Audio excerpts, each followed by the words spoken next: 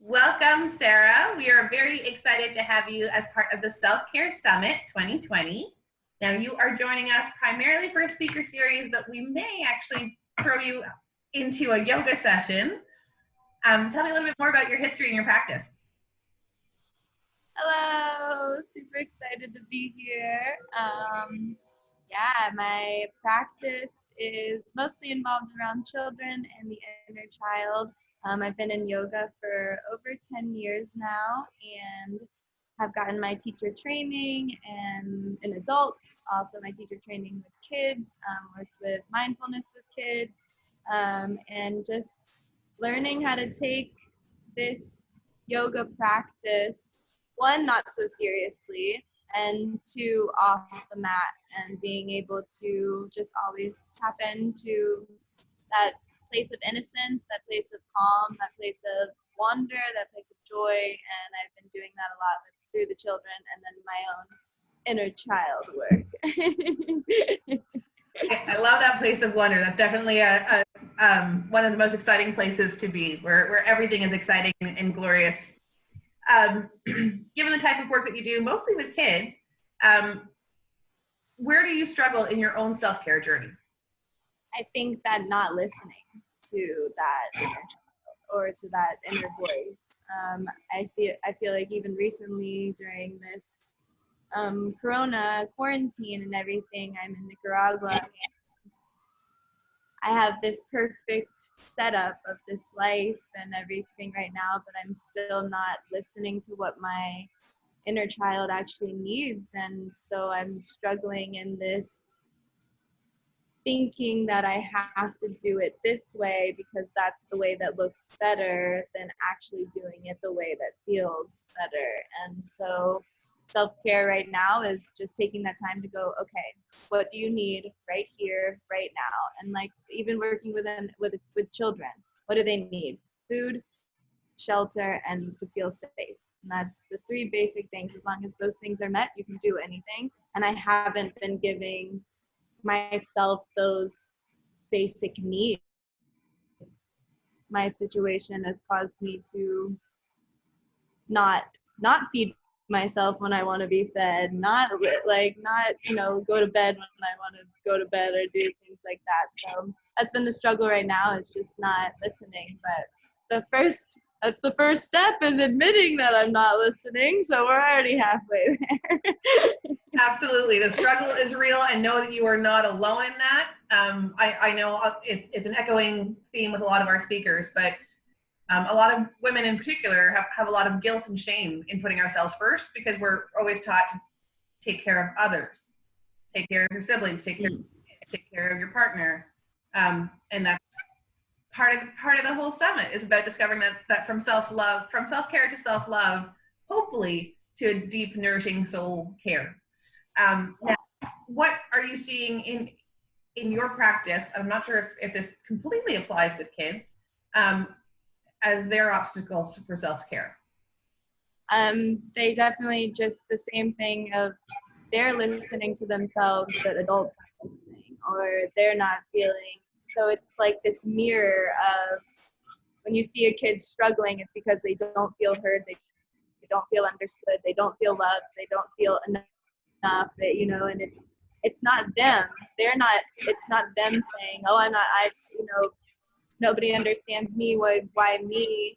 They're going, why don't you guys understand? Like, what's wrong with you, and like this like outside look. So what I'm seeing with that in adults is we turn that same like struggles and blame only ourselves, like, oh, people don't understand me because I'm not making myself clear enough, or this isn't good enough, or this kind of stuff. So working with children and seeing them, the minute you listen to them, the minute you ask them how they feel. Like when I work with the kids, when they come into the yoga class, first thing I do, how's everybody feeling? Everybody tell me the best thing about your day.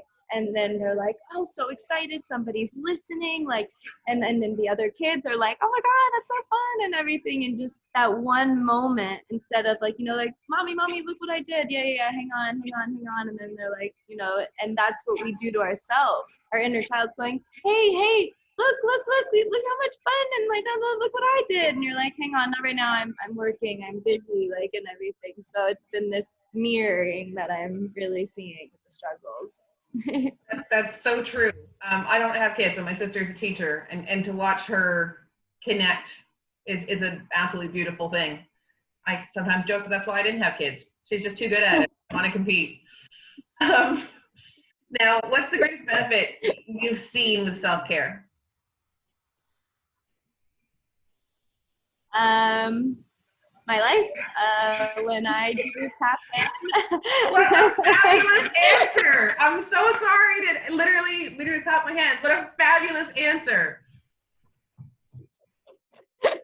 But it's so true when you finally listen to yourself, when you give yourself that self-care, when you take that moment, you're like, I need to go in my room and dance naked in front of the mirror to Taylor Swift, and nobody's gonna judge me, and I don't care. And like, when you do that, and then you have all this energy and you feel so much better about yourself, then you get to work and you build these projects and everything happens and you create the life you want. The minute you're like, hang on, do I need a cookie? Like, just one little cookie right now? And you're like, yes. And then you're like, okay, I had my cookie, now I can do the things because I've taken care of myself, and look what I'm creating. So yeah, life. I think that is absolutely fabulous. I do not think I've heard that one yet, but I forgive my very authentic reaction and excitement at that beautiful statement. Now, coming from a background for the last 10 years, we do have different speakers at different points. Should we manage to get you in for that sneaky impromptu class, tell me a little bit more about your yoga philosophy. So mine is really being as present as possible. I feel like when you're in a yoga class, you close the door and it's just like this for the next hour. Like, there's nothing to do but be with yourself, with your body, and feel all these kind of things. And I just, from going from teaching yin to teaching kids, two completely different spectrums, you see like just how important it is to, I don't know, I think the whole basic philosophy is yoga is to be present, is to like connect with the breath and the body. And it sounds so simple, but sometimes we don't do it.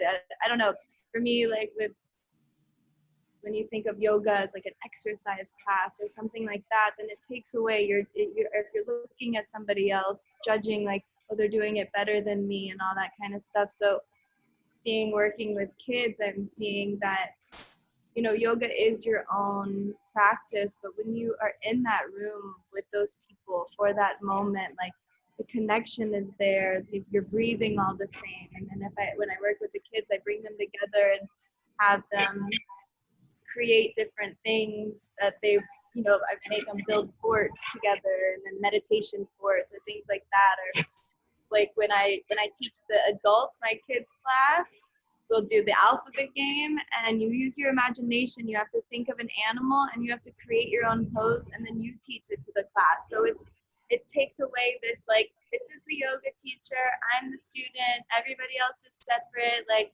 okay, what move does a rhino make? And then they're like walking around doing weird like stretches, and then you throw in like, what sound does a rhino make? And you're like, it's just like, I asked what sound does a butterfly make in class, and I got a really good, they were like, and then you're just like it's easy and fun. And then to take it outside of the classroom is just, exactly what, I don't know what I'm trying to get at, but yeah, just being able to tap into yourself, but also remembering the connection with other humans at the same time, and like this give and take, and we're all here experiencing the same thing. When we speak it out loud, when you're children say whatever they want, and like, when you can do that as an adult, of course you have to watch your mouth and not offend anybody because you don't want to be mean.